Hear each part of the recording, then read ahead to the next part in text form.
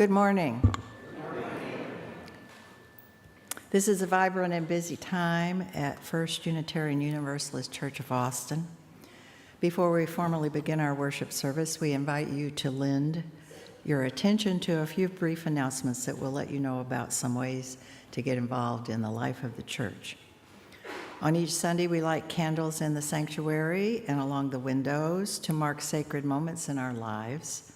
You are invited to light candles during the prelude, the musical meditation, or the postlude, which are designated with an asterisk in your order of service. Would you like to learn how to get involved at First UU? The First UU Connections team's purpose is to assist you in that process. Please come by the Connections team table today to learn about all the opportunities for connection in our community.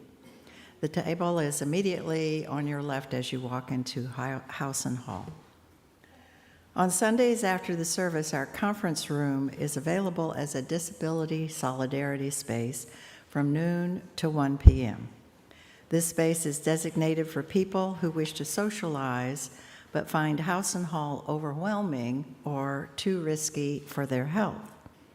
We ask, if possible, that you please wear an N95 mask in that room during this time.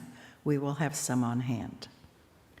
The theme for this year's July for Justice is allyship.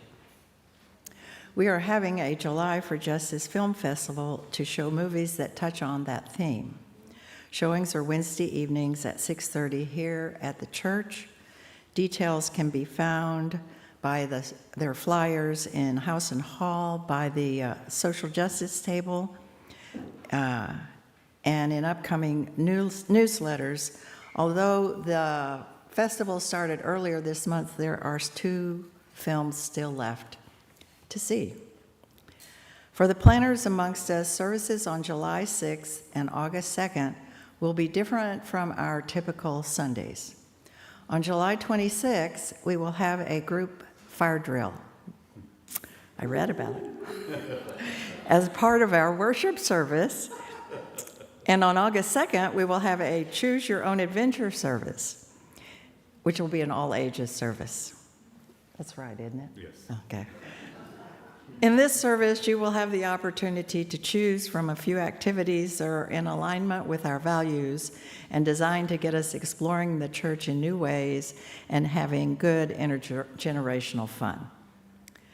Each Sunday, one of our caring companions is designated to be available at the front of the sanctuary after the service to listen to any immediate pastoral needs and to assist you with connecting to additional pastoral support if you would like. Today's caring companion is Linda West, right there.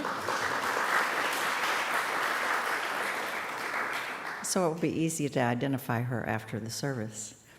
Now let all who have gathered in beloved community, whether in virtual space or in person, join our spirits and worship together.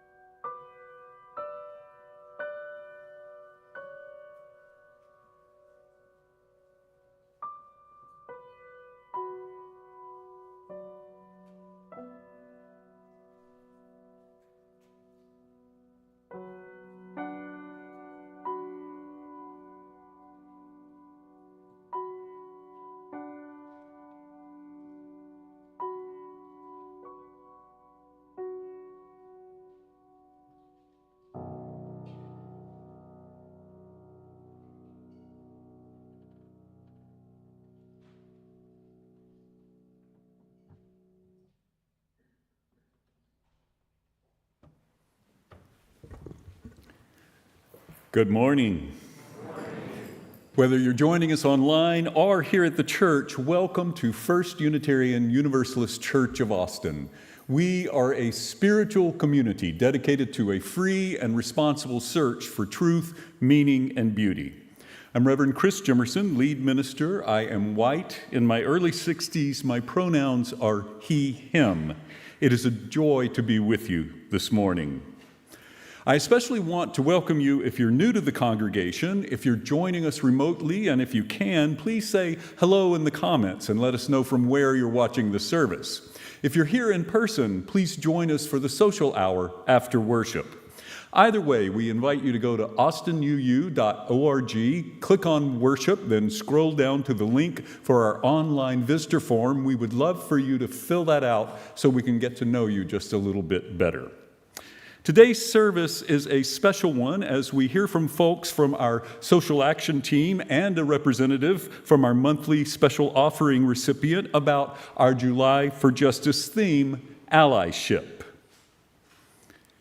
Here we welcome everyone, every beginning and path, every beautiful expression of human flowering, all pronouns, all the ways and ones we love, all abilities or disabilities, each and every one of you. You are welcome here. You belong here. We come from a long tradition of sensing that an ocean of divine love flows through each of us. It's in that tradition that I invite you to greet the holy among us this morning, either in the comments online or by turning to those around you here at the church.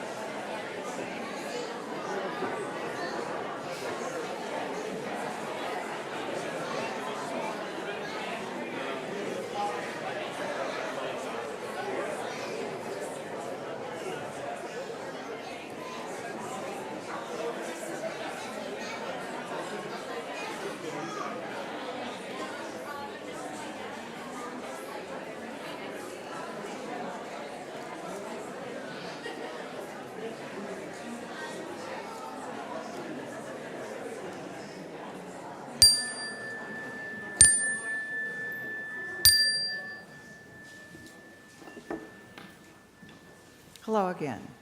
I am Margaret Borden, a white woman in my late 70s, wearing glasses. My pronouns are she, her. Please join me in the words by which we light our chalice. This is a flame we hold in our hearts as we strive for justice for everyone. This is the light we shine upon systems of oppression until they are no more. This is the warmth we share with one another as our struggle becomes our salvation.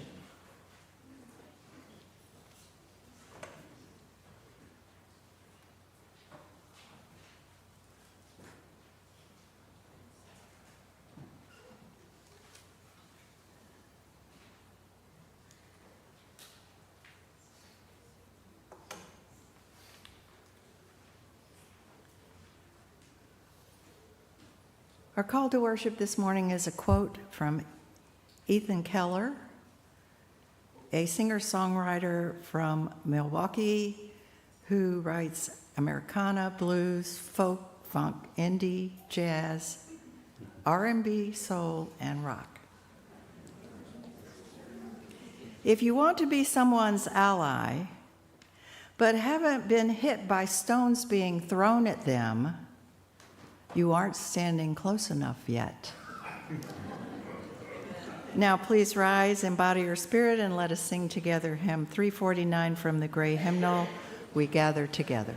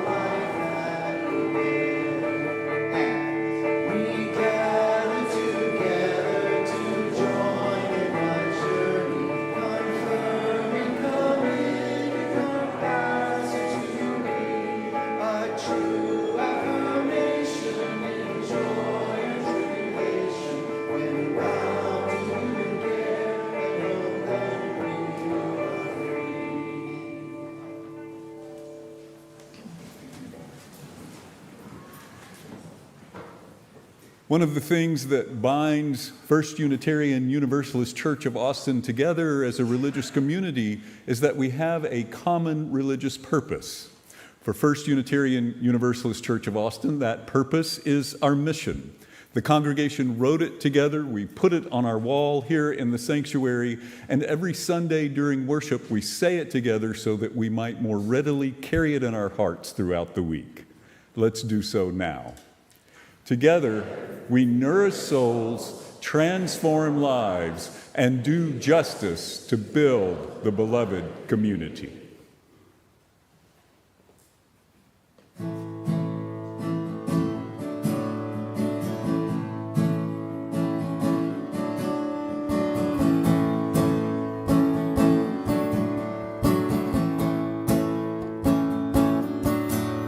I was walking down the street in the town I was born.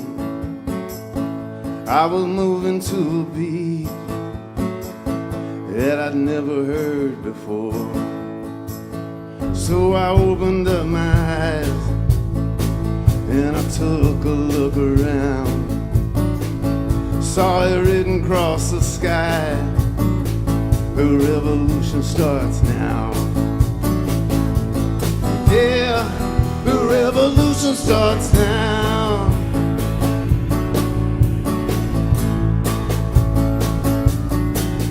Revolution starts now. When you rise above your fear, tear the walls around you down. The revolution starts here.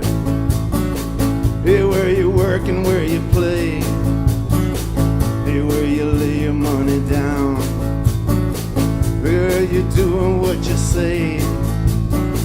The revolution starts now.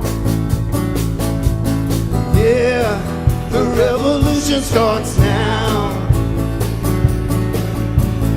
Yeah, the revolution starts now. In your own backyard, in your own hometown. Hey, what you doing standing around? Just follow your heart, your revolution starts now.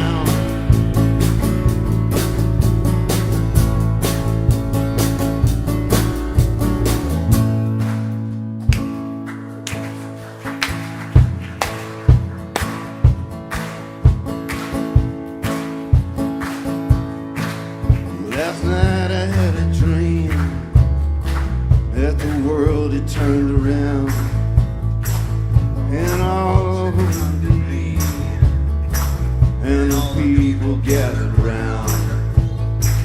They all brought what they could bring, and nobody went without.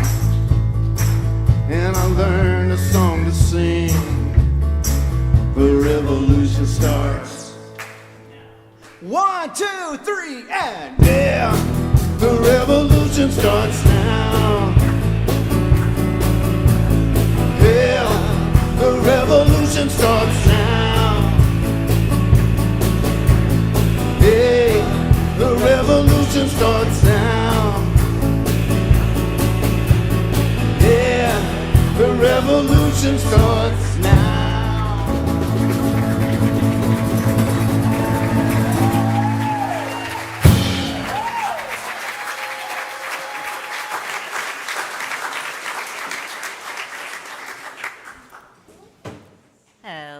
everybody.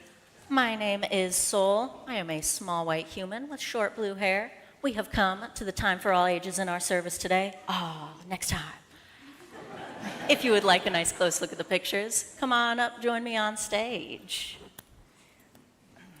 Right. Who have we got today? Hello, friends. It is good to see you all. Hello, hello, welcome. All are welcome. Hello. Howdy. All right. I've still got a lot of blue dye to get through before I can move to purple. Our story today is titled One Family. It was written by George Shannon and illustrated by Blanca Gomez.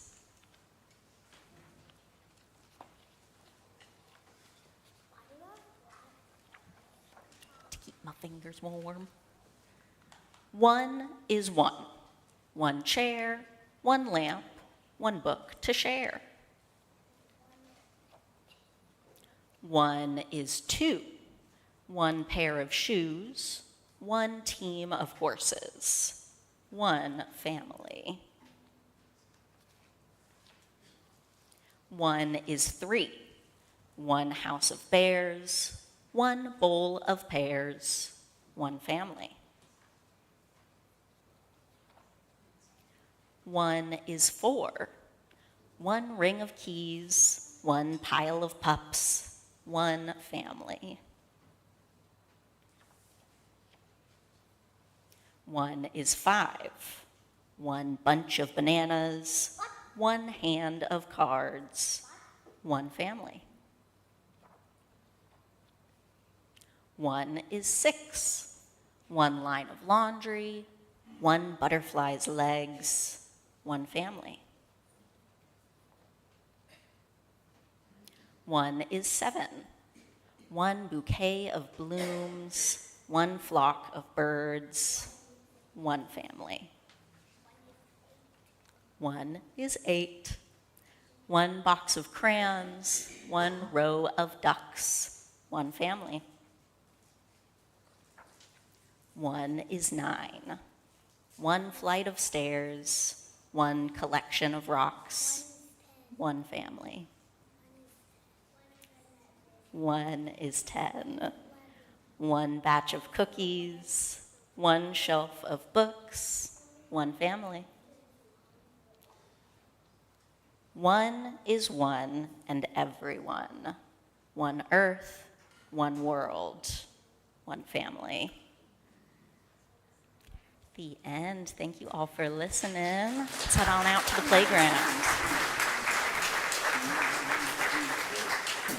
Breathe in, breathe out, breathe in, breathe out. I breathe in peace, I breathe out, I breathe out love, I breathe in peace, I breathe out, I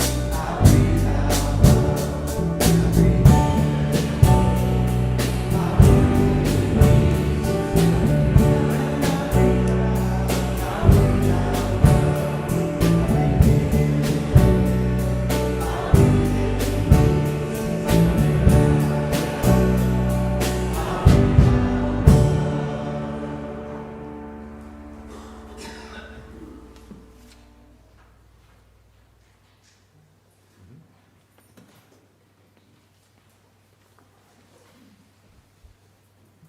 Each year, the members of First Unitarian Universalist Church of Austin select a group of nonprofits that are building the beloved community in our area.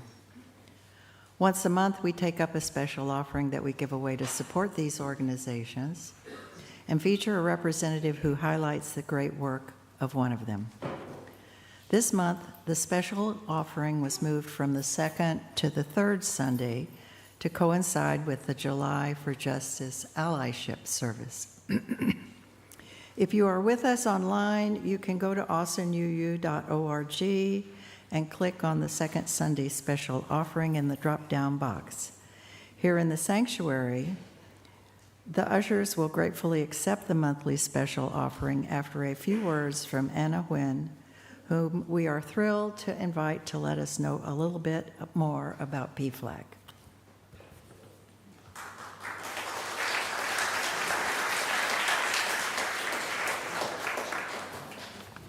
Good morning. My name is Anna Nguyen. I pronounce she, her. I'm a 60-something years old Vietnamese woman with salt and silver hair. Today I am wearing a pastel mint green t-shirt and a white knee-length skirt. I am the president of PFLAG Austin. It's such an honor to be back again to share my thoughts, to share with you what PFLAG Austin does, and speak a tiny bit about allyship. As you may know, PFLAG Austin is the Austin chapter of PFLAG, which is a national organization with a mission to create a just and equitable society for LGBTQ plus people through advocacy, education, and support. PFLAG Austin's main mission are our support groups, of which we have 7 at various locations at various times of the month. One of them is here, has been here probably 7, 8, 9, 10 years now. One of the bit of trivia that I like to share about our support group is that at every support group, we almost always have 1, 2, 3 first-timers, which is great because that means that people are finding our support group and that people are finding it beneficial. Another bit of trivia, this month, our Cedar Park meeting, for the first time ever, we have way more first-timers than returners. So that was really good news. Now a little bit about allyship. I'm sure you've heard that ally, how ally is also a verb. That is something you do and not just be. I would suggest that ally is also a language. That is something one says or doesn't say. I'm a firm believer in not speaking about topics and issues in the abstract, but to share stories, anecdotes, which I think make the issues more relatable and more memorable, I think. So I would like to share 2 stories that illustrate ally as a verb and as a language. My first, a trigger warning. I will be speaking briefly about arrests and jail. If you have an issue with that, please, it would be awesome. Please feel free to excuse yourself. That will be completely okay. My first arrest was during a civil disobedience action protesting the confirmation of Brett Kavanaugh to the U.S. Supreme Court. 14 of us, 9 women, 4 men, and 1 transgender woman, me, were arrested. We blocked ACL traffic on the Lamar Street Bridge. We just walk out there, sit down, block the traffic. Eventually, APD came and cleared all the traffic off the bridge. And after 2 warnings to each of us to clear the bridge, they arrested all of us and transported us to the Travis County Jail on 11th Street. But that's what this story is about. What this story is about is what happened at the jail. I was housed with the women in the group, and they understood what being a transgender woman in jail could mean. I understood what being a transgender woman in jail could mean. We were processed as a group, one by one, and as I was being processed, later one of them shared with me that as I was being processed, they kept a, quote, close and watchful eye on me. That is ally as a verb. Now, I want to, the story that I want to share regarding ally as a language is also from about 8 years ago. I had seen a Thai TV commercial on hair shampoo featuring a Thai transgender woman. The commercial was very moving, and I shared it on Facebook, and my comment was, get a grip, Anna. It's only a damn TV commercial. Can I say damn in church? I think here I can. A friend, a very conservative guy, commented as follows. That's not just some guy. His name was actually Guy. Dear Anna, I don't know, nor can I really ever understand the struggle you have coped with as a child growing into an adult. I simply don't know what it's like to be forced to deal with the notion that you are born a particular way and to live with an identity that is at complete odds with that physical reality, nor what it's like to be told you must live in a prison day in and day out, appointed for you by culture and society. I can try to imagine it, but I can't really know it. Here's what I do know. You've been true to yourself in a way that is courageous. You've demonstrated a kind of courage I'm not sure I could or would be inclined to muster.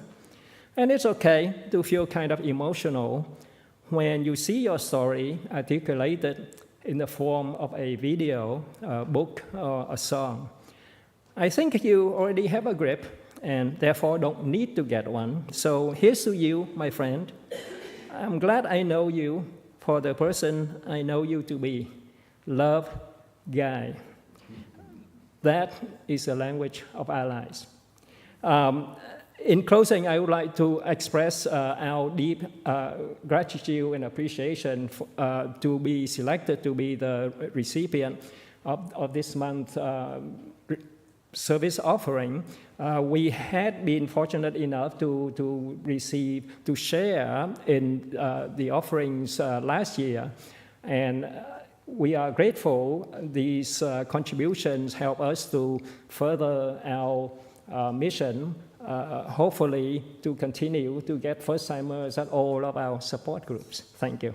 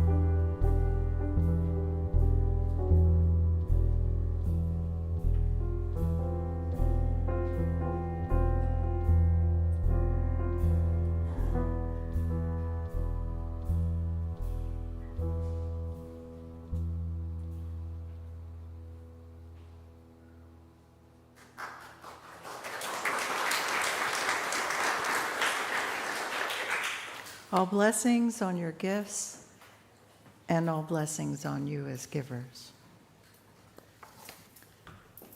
Our reading is entitled The Allies, author unknown. I cannot know your experience of life. I can only know my own. I can know that I want for you the wholeness of life and full potential that I desire. I can be with you. I can answer your call for what would feel like support. I can weather the storms with you, demand more for you, be willing to pick up your fight if you might need to rest for a moment. Let my heart's sensibility and emotion be affected by your well-being. Consider your advancement a part of my own. And it is true also that you cannot know my experience. But if you wish for it to move me toward my fullest potential and would be with me in that struggle, I welcome you into my experience as a vital part of it. For though our destinies are each our own, they are also intertwined. For together, we can become so much more than we might alone.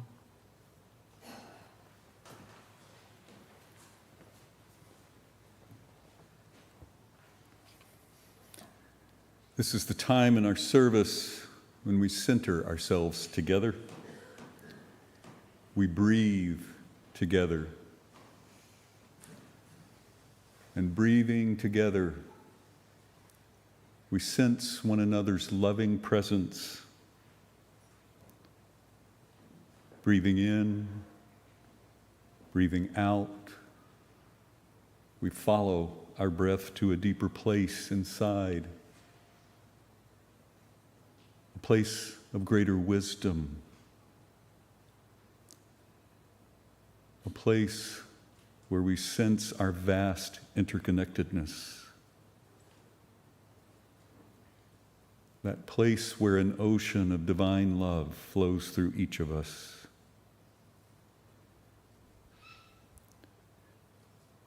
And breathing together, we enter into a time of music and sacred quiet together, remembering that we also hold sacred human sounds, including those of small children as well as adults. As we enter into this time of music and quiet meditation, I invite you to keep in your mind and heart members of our community who are ill or in sorrow, as well as those who are celebrating joys. We mourn the death of church member Cheryl Croft and send much love to her family and her loved ones. We also mourn the loss of church member Bob Seckler and send much love to his wife Nan, their family and loved ones. I know that there are folks present this morning who are grieving Cheryl, grieving Bob, as well as for Nan, as she experiences such a profound loss. Know that I am here for you after the service, if needed, as is our caring companion, Linda. Entering the meditative quiet as our music plays, let us hold that meditative quiet throughout, including when our music comes to an end.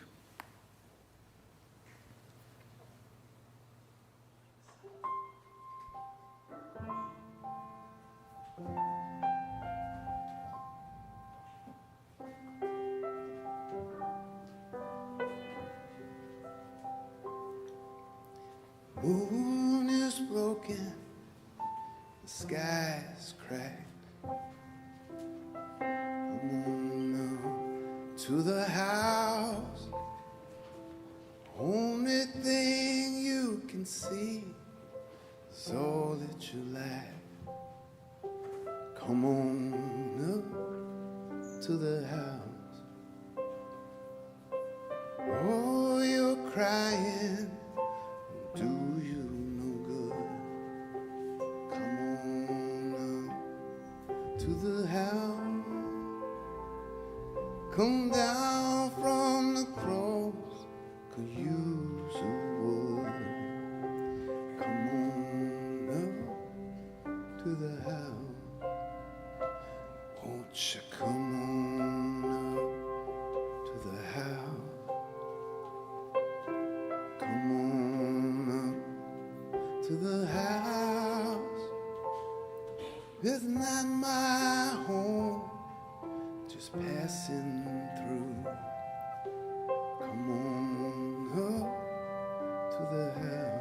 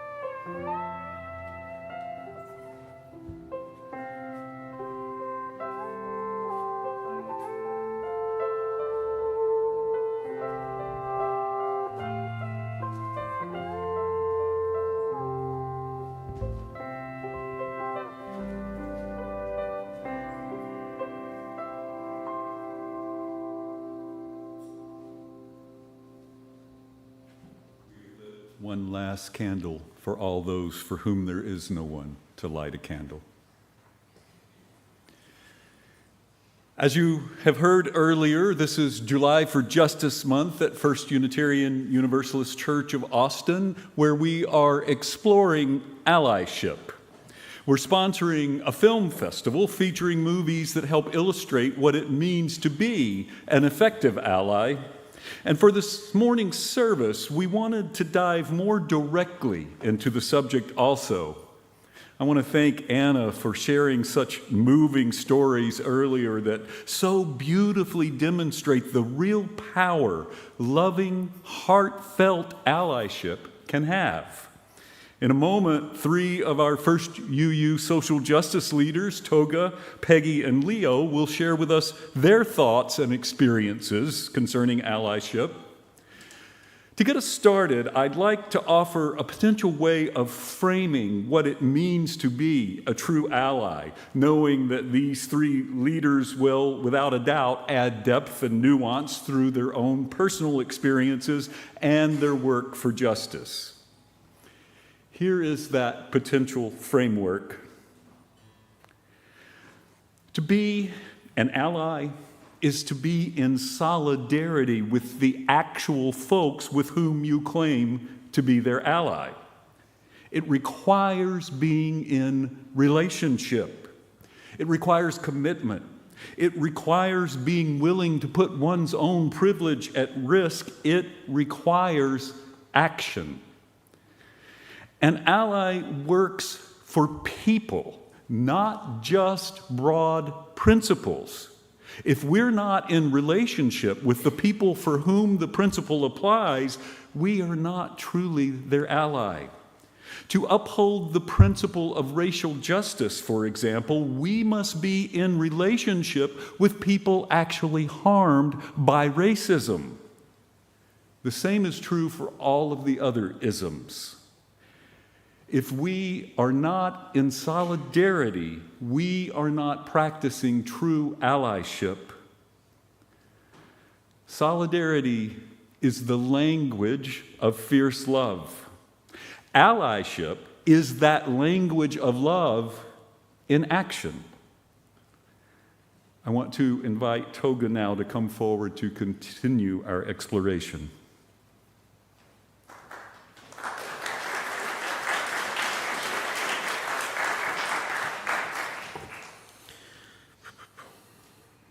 Howdy, howdy. My name is Toga Pendrake. I use he, him pronouns. I have blue-green hair, periwinkle, long-sleeve shirt, which I've rolled up the sleeves of today, blue jeans, and some Converse that usually match my hair color. I did want to start by saying I have burns, most notably on my left arm and on the left side of my face, and this is why I rolled up my sleeves today. This happened in 2020, the same year that my story takes place. I am a construction electrician, and I was pushing for the IBEW of Austin to sign up with the National Mobilization for Reproductive Justice. I had reached out to our Women's Committee, inviting them to make the motion, seeing that it was thematically most relevant to them. And they asked me to make the motion instead because they didn't want to be marked as troublemakers, stirring the pot, drawing attention, or bringing issues that don't relate to labor specifically into the union meetings. But I am a firm believer that all healthcare affects all workers, and we need to address them as a union, as an organization, and on the individual level as well. I prepped the documents, they went over them with me, and it was a 2-page document outlining why, again, the Union of Electricians should be allied with the National Mobilization for Reproductive Justice. I went up and I made the motion with their support, and I was scanning the crowds to see who was trying to say something, who was trying to pop their head up, who wanted to speak against. And only one member decided to leave the room that day, and we had several other construction workers that stood up and spoke in support of how reproductive justice affects everyone, how they saw that we should have the IBEW signing up for and supporting this organization, and how we should be more involved and more considerate of the people who, can and would give birth in our union. I was very proud of the support, and the Women's Committee was very shocked by how, firstly, no one spoke against it, and second, how many men got up and spoke for it. I was very proud to use my position, having been in that accident that same year. I had a lot of attention, I had a lot of support, I had a lot of conversations with the leaders of our local, and they knew that if I was taking this issue seriously, that the people who had my back were going to also be taking this issue seriously. I wanted to say that allyship is, as Chris had said earlier, being in the front lines with these people. If they're going to get hit with stones, it is being in the space where that can also hit you. And then me trying to leverage my position, my level of fame and my level of support to help the people that I cared about very much. I wanted to wrap up by saying that if men really sat down and they thought about the ceaseless labor that is pregnancy, you cannot take a break, you cannot put the weight down, you cannot stop being pregnant, because it would be really convenient to help you in any particular moment, and then resume But I think if men really sat with the idea, I think we would be compelled to show support through action, not just through words. Thank you.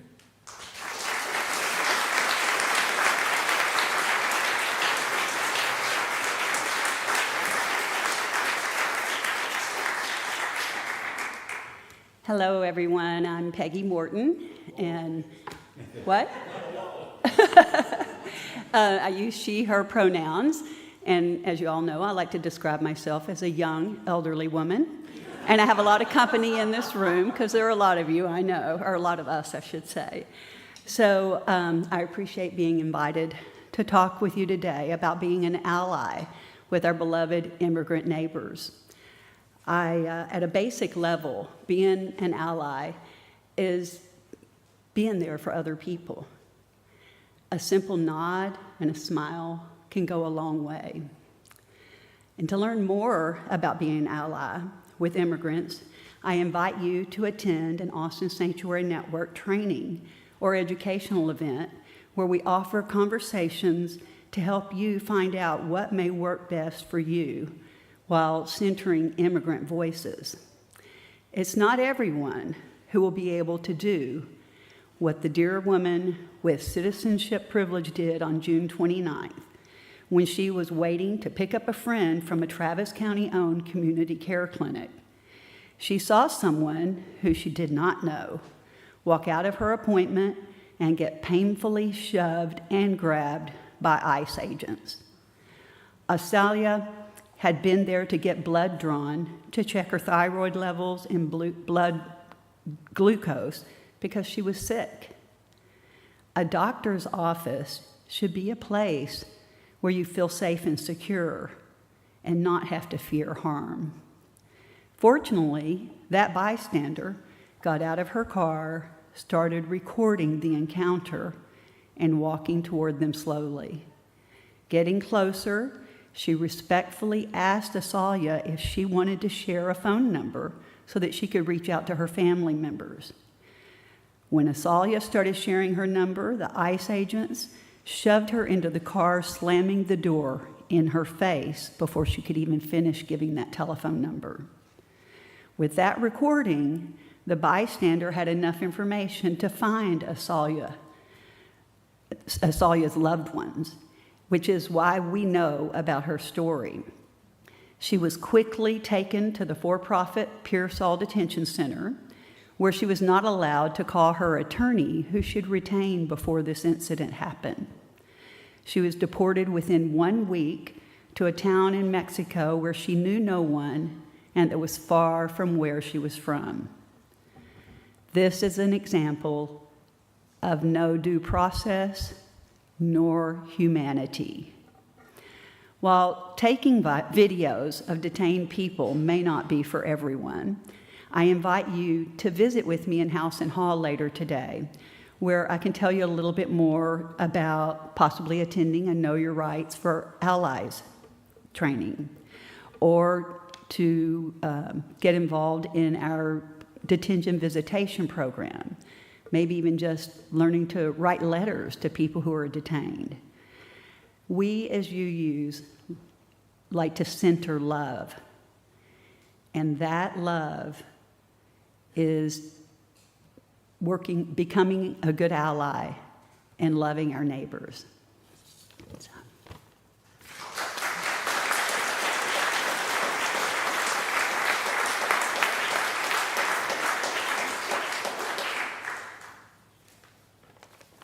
Good morning.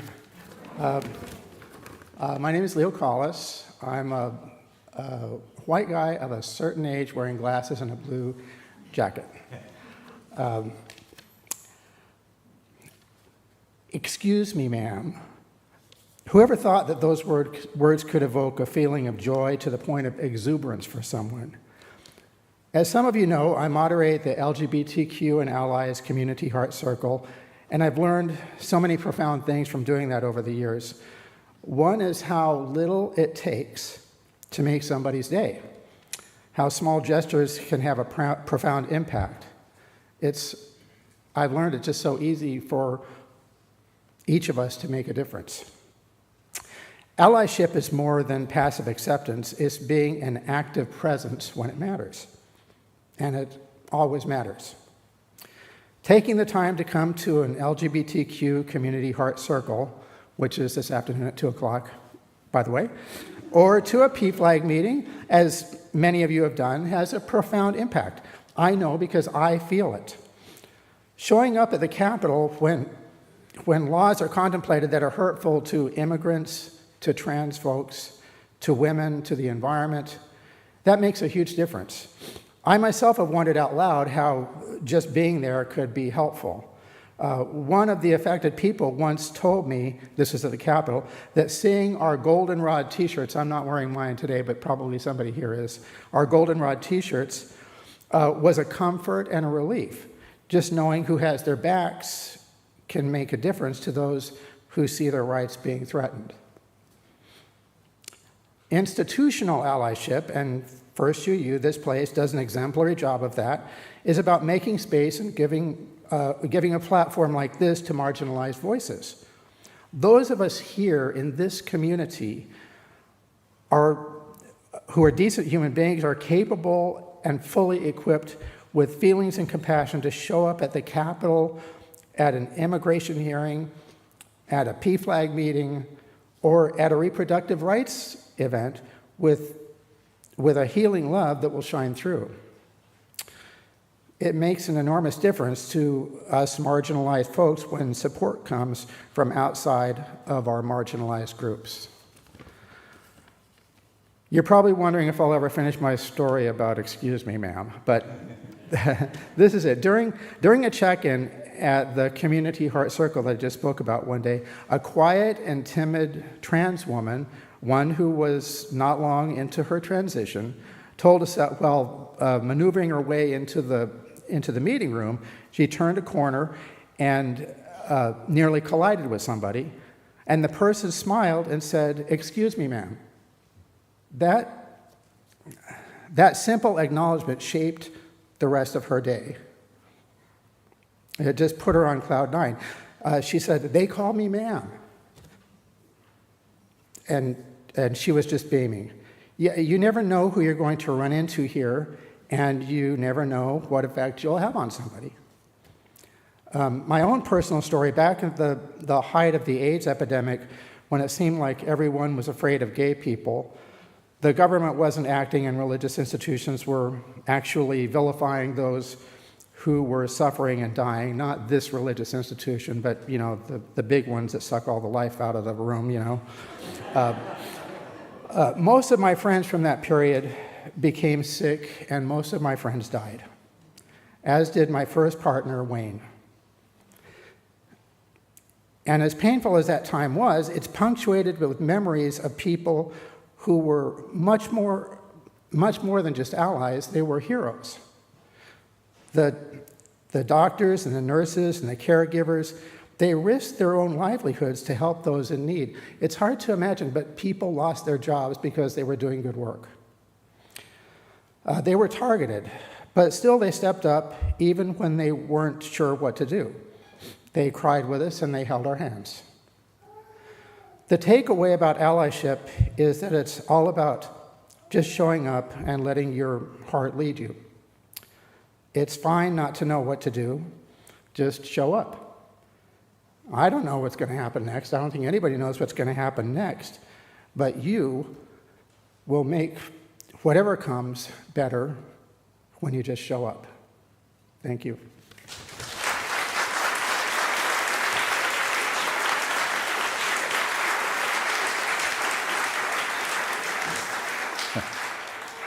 Wow. I want to thank Toga, Peggy, and Leo, as well as Anna again, for such powerful stories and reflections and such a true call to action for all of us. I'm also struck that in this time of a government that is trying to erase this country's history of racism, obscure the contributions and history of BIPOC folks, eliminate efforts to achieve justice such as diversity, equity, and inclusion program, suppress the vote of BIPOC folks, the blatant racism behind the criminal actions of immigration enforcement that we're seeing, on and on and on. Given this all-out assault on people of color we're witnessing, this call to allyship has never been more vital than it is right now for those of us who identify as white.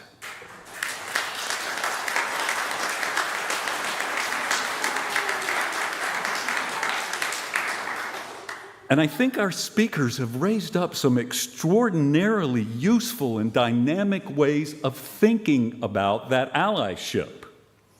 First, as we've heard, it's intersectional. Many of us will both have the need for solidarity at times and will also be called upon to be an ally to others. Second, a true ally, as we've heard, is willing to leverage our own privilege when others might be endangered, even when that may mean putting ourselves at risk. Third, allyship is a verb. It requires action, and I love, as Anna said, it is also a language. And fourth, the language of allyship is love.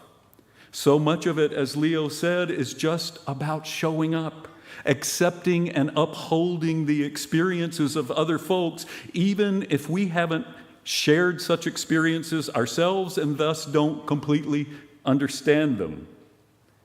And finally, we do the work of educating ourselves. We decenter ourselves. We risk making mistakes and make amends if we do. There's likely so much more than these that stood out to me, I'm sure. I hope we will all continue this discussion. Please visit the film series if you can. Go by the social action table after the service today and visit with Peggy and others. And please join me one more time in thanking all of our speakers today for their powerful call to the sacred work of allyship.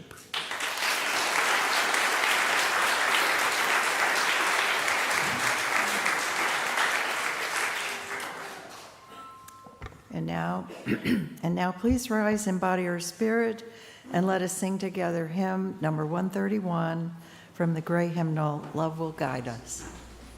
1, 2, 3. All right, let's do this thing.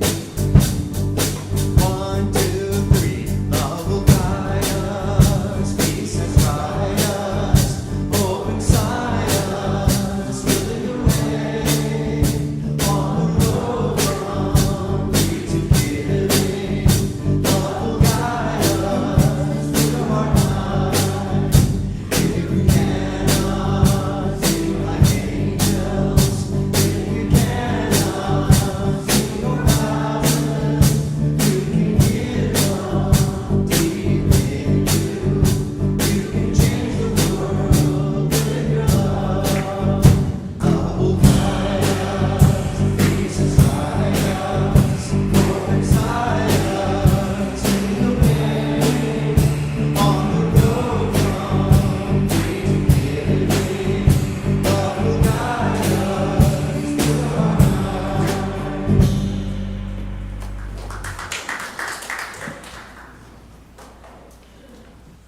Please join me in the words by which we extinguish our chalice. We extinguish this flame, but not the light of truth, the warmth of community, or the fire of commitment. These we hold in our hearts until we are together again.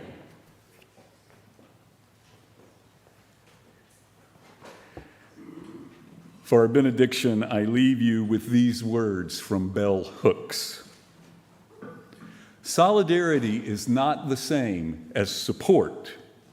To experience solidarity, we must have a community of interests, shared beliefs and goals around which to unite. Support can be occasional. It can be given and just as easily withdrawn. Solidarity requires sustained, ongoing commitment. May the congregation say amen, amen. And blessed be. Blessed I love you fiercely. Go in peace.